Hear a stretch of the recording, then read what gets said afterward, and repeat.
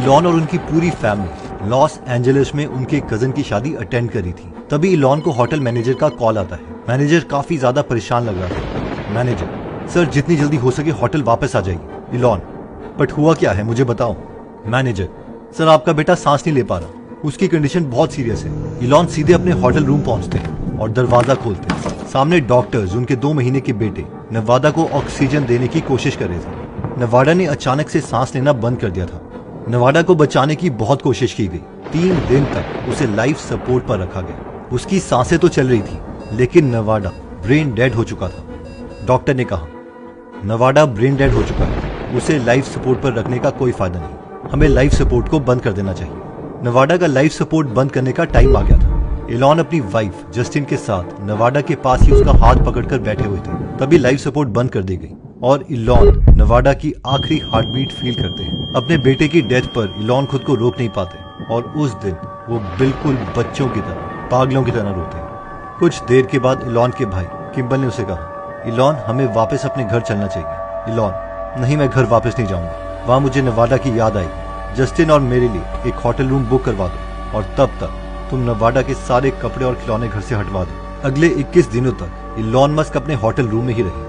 अपने इमोशंस को उन्होंने बिल्कुल शट डाउन कर दिया। वो कई घंटों तक बिना किसी से बात किए मूवीज देखते रहे और वीडियो गेम्स खेलते रहे। उनसे जो भी मिलने आता वो नवादा के बारे में किसी भी क्वेश्चन का आंसर नहीं देते। अभी अभी जो हमने इलॉन की स्टोरी सुनी वो बहुत ही इमोशनल है और किसी के साथ ऐसा नहीं होना चाहिए। लेकिन ये स्टोरी से हमारी एक लर्निंग ये भी है कि इलॉन इतने बड़े इमोशन को कैसे हैंडल करते हैं। उनका एक रूल है कि अगर किसी चीज को चेंज ना कर सको तो उसके बारे में सोचना बेवकूफी है। ये इलॉन का पहला ऑपरेटिंग मोड है जिसमें वो क्राइसिस के समय खुद का ध्यान अपने काम पे डाइवर्ट कर देते हैं और अपने इमोशंस को बिल्कुल भी शो नहीं करते। उनकी ये सिमिलर क्वालिटी एक और इंसिडेंट में नजर आती है। जैसे कि अपने बेटे के जन्म के वक्त इलॉन ने अपने फादर को साउथ अफ्रीका से यूएसए इनवाइट किया था, लेकिन प्लेन में ही इलॉन मस्क ने पायलट को कह दिया था कि वो उनके डैड को बता दे कि इलॉन का बेटा नवादा की डेथ हो गई है, क्योंकि इलॉन उस वक्त इतने इमोशनल थे कि ये बात खुद वो अपने डैड को नहीं बताना चाहते थे। इलॉन मस्क के डैड इरॉल ने दूसरी शादी कर ली थी और उनकी नई पत्नी के ऑलरेडी 3 बच्चे थे। इलॉन को पता था कि उनके डैड का नेचर ठीक नहीं है और इसीलिए इलॉन को अपने डैड की नई वाइफ के बच्चों पर तरस आ रहा था। इलॉन ने अपने डैड से कहा, डैड मैं आपको एक बड़ा घर यहाँ यूएसए में खरीद के दूंगा, लेकिन आपको यहाँ पर अकेले रहना पड़ेगा। मैं आपकी वाइफ के बच्चों की स्कूल एजुकेशन के लिए भी पे कर दूंगा। इस पर इलॉन का भाई किम्बल बोला, नहीं नहीं इलॉन, तुम बहुत बड़ी गलती कर रहे हो। तुम्हें पता है कि पापा का नेचर कैसा है, ये एक डार्क इंसान है। तुम खुद के साथ ऐसा मत करो इलॉन। इलॉन, नहीं मुझे पता है मैं क्या कर रहा हूँ। मैं नहीं चाहता कि जैसा बचपन हम लोगों का बीता है हमारे कजन्स का भी बीते। अपने फादर के रहने के लिए मैलिबू में इलॉन ने एक आलिशान घर खरीदा, उनके लिए एक यॉट खरीदी और एक लैंड रोवर गाड़ी भी, यहाँ तक कि उनके बच्चों को एक अच्छे स्कूल में एडमिशन भी करवा के दी। कुछ दिनों के बाद इलॉन को एक ऐसी बात पता चली जिससे इलॉन के पैरों तले जमीन खिसक गई। इलॉन के 56 साल के डैड अपनी नई बीवी की बेटी जाना के साथ रिलेशनशिप में थे, जिसकी उम्र सिर्फ 15 साल थी। इस बात से इलॉन अपने फादर पर बहुत गुस्सा हो गए। इलॉन ने कहा, डैडी आप क्या कर रहे हो, क्या ये सही है? क्या आपने अपनी उम्र देखी है? जाना सिर्फ 15 साल की है और वो एक स्कूल गोइंग गर्ल। मैंने अभी अभी अपने बच्चे को खोया है और आप ये क्या वाहियात हरकत कर रहे हो? इलॉन ने अपने फादर को हर तरीके से समझाने की कोशिश की, पर जल्द ही उन्हें पता चल गया था कि उनके फादर को समझाने का कोई फायदा नहीं है। लेकिन कुछ दिनों के बाद इलॉन ने डिसाइड किया कि वो अपने फादर को वापस साउथ अफ्रीका भेज देंगे। ये इलॉन का एक डिफेंस मैकेनिज्म है कि जिस चीज को वो कंट्रोल नहीं कर पाते वहां पर वो अपना टाइम वेस्ट नहीं करते। Action oriented mindset. इलॉन, इसे अभी के अभी चेंज करो। तेजस, बट सर मैं अभी इंडिया से वापस आ रहा हूँ और प्लेन में हूँ, मंडे को ऑफिस पहुंचते ही मैं ये चेंजेस कर दूंगा। नहीं, अभी से मेरा मतलब है अभी, राइट नाउ। इलॉन ने तेजस को ऑर्डर किया। जैसे ही इलॉन ट्विटर के मालिक बनते हैं, उन्होंने ट्विटर में सबसे पहले उसका लैंडिंग पेज चेंज करना चाहा। ये इमेज है ट्विटर के लैंडिंग पेज की। लैंडिंग पेज असल में एक वेबसाइट का वो पेज होता है जहां पर हम किसी लिंक को क्लिक करने के बाद डायरेक्टली वहां पर लैंड करते हैं।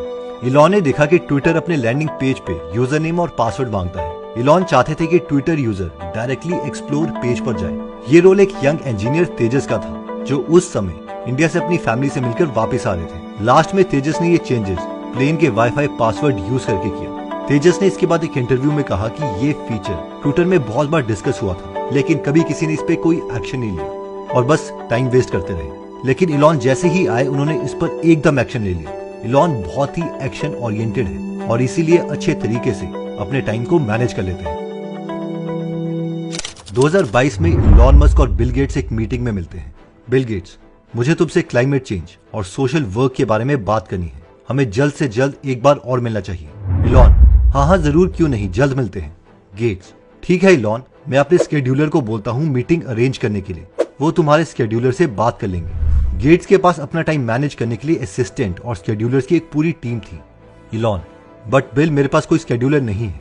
आप अपनी सेक्रेटरी को बोल सकते हैं कि वो डायरेक्टली मुझे कॉल कर ले। गेट्स ये बात सुनते ही 2 सेकंड के लिए पॉज हो जाते हैं। बिल गेट्स को बहुत अजीब लगा और उन्होंने सोचा कि इतने बड़े बिजनेसमैन के पास एक स्केड्यूलर नहीं है। बट इलॉन ने जानबूझकर कोई स्केड्यूलर या असिस्टेंट नहीं रखा था ताकि वो अपना टाइम खुद पूरे तरीके से मैनेज कर पाए। असल में इलॉन सिचुएशन के अकॉर्डिंग अपना टाइम चेंज करते हैं। बहुत बार उनका ऑफिस ही उनका घर होता है। जैसे कि एक बार इलॉन क्रिसमस के पार्टी में जाने वाले थे। उन्होंने अपने फेवरेट लेदर बूट्स पहने जो उन्होंने स्पेशली इस सिचुएशन के लिए खरीदे थे। बट तभी इलॉन को उनके इंजीनियर म्यूलर का कॉल आता है। म्यूलर, इलॉन, रॉकेट के थ्रस्ट चैम्बर्स में दरारें आ गई हैं और हमें इसे फेंकना पड़ेगा। इलॉन, फेंकना पड़ेगा? तुम ये क्या बोल रहे हो? इसे अभी जेट में डालो और लॉस एंजलिस की फैक्ट्री में मुझे मिलो, मैं वहीं पर आता हूँ। जब चैम्बर्स को फैक्ट्री में लाया गया तो इलॉन मस्क खुद दरारों में इपॉक्सी भरने लग गए। उन्हें लग रहा था कि इससे दरारें भर जाएंगी। इलॉन पूरी रात वही फैक्ट्री में रहे और क्रिसमस पार्टी में नहीं गए। सुबह उनके पूरे जूते इपॉक्सी से भरे हुए थे। ये आइडिया कभी काम नहीं किया, लेकिन ये देखकर स्पेसएक्स की टीम में जोश आ गया कि इलॉन ने अपना स्केड्यूल चेंज कर दिया और क्रिसमस पार्टी में नहीं गए। पूरी टीम को पता था कि अगर कोई और बिलियनर होता तो वो बोलता मेरी पार्टी स्केड्यूल्ड है, तुम लोग इस पर काम कर दो और मुझे स्टेटस सुबह बता देना। Use other people time. यहाँ पे लोग काम करने आते हैं या एंजॉय करने? इलॉन ने अपने मैनेजर से कहा। ट्विटर को खरीदने के लिए इलॉन मस्क एक फाइनल डील करने ट्विटर के हेड ऑफिस आए। बट जैसे ही इलॉन ने बिल्डिंग में एंटर किया वो वहां के माहौल को देखकर शॉक्ड रह गए। पूरा ऑफिस किसी फैंसी डिज्नीलैंड की तरह बना हुआ था। ऑफिस में एम्प्लॉइज के लिए योगा स्टूडियोज, फिटनेस रूम्स और यहाँ तक कि गेमिंग जोन्स भी थे। 9th फ्लोर में एक बड़ा सा कैफे था जिसमें वर्कर को 5 स्टार होटल्स की तरह अपना मनपसंद खाना फ्री में मिलता था। यहाँ तक कि पीने के लिए भी वहाँ पर लोगों को 5 अलग अलग तरीके का पानी ऑफर किया जाता था। इलॉन ने ये देखकर कहा, ये सब क्या है? मैं तो नल का पानी पीता हूँ। कुछ ही दिन में इलॉन ट्विटर के पूरे वर्किंग कल्चर को चेंज करने वाले थे। कल से वर्क फ्रॉम होम एकदम बंद। सबको रेगुलर ऑफिस में काम करने आना पड़ेगा। 40 घंटे हर वीक काम करना पड़ेगा। अगले ही दिन मुझे यहाँ सबकी प्रेजेंस चाहिए। ट्विटर एम्प्लॉइज के पसीने छूट रहे थे। बहुत लोग तो यूएस से बाहर अपने घर से काम कर रहे थे। बट इलॉन के इस ऑर्डर के बाद सबको वापस ऑफिस में आना पड़ा। ट्विटर को खरीदने के बाद इलॉन ने ट्विटर ब्लू लॉन्च किया जिसमें वो ट्विटर के हर यूजर को ब्लू टेक बेच रहे थे। बट इसमें एक बहुत बड़ी प्रॉब्लम थी। इससे पहले तक ये ब्लू टेक सिर्फ सेलिब्रिटीज और फेमस लोगों को मिलता था। बट अब कोई भी यूजर ब्लू टेक खरीद कर ये प्रिटेंड कर सकता था कि वो कोई सेलिब्रिटी है और लोगों के साथ स्कैम कर सकता था। और जिसका डर था वही हुआ। एक फेक अकाउंट ने ड्रग कंपनी एली लिली के नाम से एक ट्वीट कर दिया, अब से हम इंसुलिन को फ्री में बेचेंगे। जिसके बाद कंपनी के स्टॉक 4% से भी ज्यादा गिर गए। एक फेक अकाउंट ने तो टेस्ला को ही टारगेट कर दिया और उसके नाम से ट्वीट कर दिया, हमारी टेस्ला कार तो स्कूल एरिया में स्पीड लिमिट को फॉलो नहीं करती, भाड़ में जाइए स्कूल के बच्चे। इन फेक अकाउंट को कंट्रोल करने के लिए ट्विटर को बहुत से लोग चाहिए थे। बट तब तक इलॉन ट्विटर के आधे स्टाफ को फायर कर चुका था और बाकी के 80% इंडिपेंडेंट कॉन्ट्रैक्टर्स को भी निकाल दिया था। इस रीजन की वजह से इलॉन को ट्विटर ब्लू कुछ हफ्तों के लिए बंद करना पड़ा और ट्विटर के पैसे अब खत्म हो रहे थे। इलॉन, इससे बुरी फाइनेंशियल कंडीशन मैंने आज तक किसी कंपनी की नहीं देखी। ट्विटर अब एक क्राइसिस मोड से गुजर रहा था। कंपनी पहले से ही लॉस में थी। फेक सेलिब्रिटी अकाउंट की वजह से दूसरी कंपनी के स्टॉक और शेयर गिरना चालू हो गया था और एडवर्टाइजर अब ट्विटर में एडवर्टाइजमेंट देने से डर रहे थे, जिसकी वजह से ट्विटर को $12 बिलियन का कर्जा चढ़ गया था। प्रेशर इतना ज्यादा था कि इलॉन को अपने टेस्ला के $4 बिलियन के शेयर तक बेचने पड़े। ट्विटर को बचाने के लिए इलॉन को ज्यादा से ज्यादा लोग चाहिए थे और कंपनी में आराम वाले कल्चर को भी वो खत्म करना चाहते थे। उसी रात मस्क ने एक मेल निकाला, मैं ज्यादा मीठी बातें नहीं कर सकता। हमारी फाइनेंशियल सिचुएशन को अगर ठीक करना है तो हम में से हर किसी को अब से कड़ी मेहनत करनी पड़ेगी। अब से आप सबको ऑफिस आना पड़ेगा। शाम को इलॉन एम्प्लॉइज को इकट्ठा करते हैं और अपना वर्क एथिक समझाते हैं। देखो, लोग साथ में मिलकर ज्यादा अच्छा काम करते हैं। साथ में बैठकर डिस्कस करने से कम्युनिकेशन बेटर होती है। मैं ट्रेडिशनल तरीके से ऑफिस में बैठकर काम करना पसंद करता हूँ। उसी दौरान बीच में इलॉन की बात काटते हुए एक एम्प्लॉय ने इलॉन से पूछा, सर अगर हमारे क्लाइंट फॉरेन में है तो हमें ऑफिस आना क्यों जरूरी है? हम वर्क फ्रॉम होम भी तो कर सकते हैं। इलॉन ने गुस्से में इसका रिप्लाई दिया, मैं एक बात तुम सबको क्रिस्टल क्लियर करना चाहता हूँ, अगर एम्प्लॉइज ऑफिस में आ सकते हैं और ऑफिस नहीं आ रहे हैं तो वो इस कंपनी में रहने लायक नहीं है। तुम्हारा रेजिग्नेशन लेटर एक्सेप्ट समझा जाएगा। End of the story. Elon अपना टाइम बचाने के लिए सिर्फ खुद ही हार्डवर्क नहीं करते बल्कि औरों का भी टाइम यूज करते हैं और उनसे भी बहुत ज्यादा हार्डवर्क करवाते हैं। Unconventional working style. जुलाई 2018 में इलॉन वॉशरूम में बैठकर अपना ट्विटर स्क्रॉल कर रहे थे, तभी उन्होंने एक मैसेज देखा। इलॉन को किसी ने ट्विटर पेज पर टैग किया था, सर आपके पास इतनी बड़ी कंपनी है कि आप केव में फंसे 12 बच्चों को और उनके कोच को रेस्क्यू करने में मदद कर सकते हो। एक्चुअली हुआ यह था कि थाईलैंड में एक केव में 12 लोगों की फुटबॉल टीम पानी के अंदर फंसी हुई थी और सरकार उनको बचाने के लिए रेस्क्यू मिशन चला रही थी। इलॉन ने यह मैसेज जैसे ही देखा, उन्होंने वहीं वॉशरूम से ही अपने कुछ इंजीनियर्स को मेल किया, टीम एक इमरजेंसी सिचुएशन है, हमें कम से कम वक्त में एक मिनी सबमरीन बनानी है। जिसके बाद स्पेसएक्स और द बोरिंग कंपनी के इंजीनियर्स काम पर लग जाते हैं और 8 घंटे में एक मिनी सबमरीन बना देते हैं। जिसके बाद इलॉन ट्वीट करते हैं, यूएसए से थाईलैंड का फ्लाइट डिस्टेंस 17 घंटे है और उससे भी कम वक्त में हमने सिर्फ 8 घंटों में मिनी सबमरीन बना दी। इसके बाद इलॉन खुद अपनी टीम के साथ थाईलैंड गए और वहां ये सबमरीन उन्होंने रेस्क्यू टीम को हैंडओवर कर दी। इसके बाद वो सीधा चाइना चले गए जहां उन्होंने टेस्ला की एक डील साइन करी। इलॉन का सबमरीन का ये आइडिया काम तो नहीं किया, लेकिन ये दिखाता है इलॉन का एक्शन ओरिएंटेड स्टाइल। हमें से बहुत से लोगों को लगेगा कि यार इलॉन इतने ज्यादा ट्वीट्स करते हैं, वो ये टाइम मैनेज करते कैसे? तो इलॉन का कहना है कि वो मैक्सिमम टाइम टॉयलेट से ही ट्वीट करते हैं।